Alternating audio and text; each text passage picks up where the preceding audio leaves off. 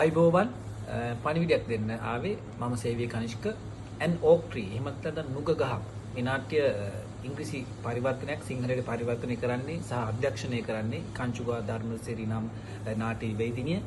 ඉතින් මේ නාට්‍ය අලුත් අත්දැකීමක් වෙයි ප්‍රේක්ෂක ඔබට මටත් අලුත් අත්දැකීමක්. මොකද second actor කියලා ටර්ම් එකකින් තමයි මට ආරාධනා කරන්නේ මේ නාට්‍ය කණ්ඩායමෙන්.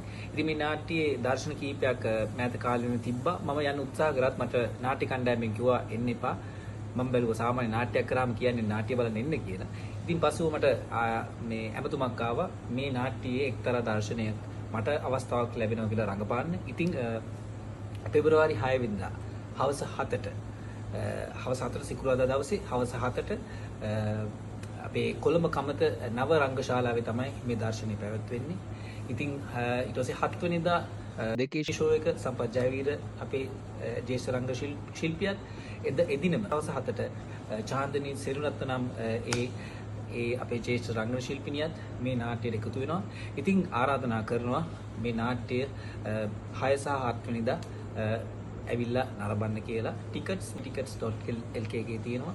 ඉතින් හමු වෙමු an oak tree එහෙම නැත්නම් නුග ගහක් අසල.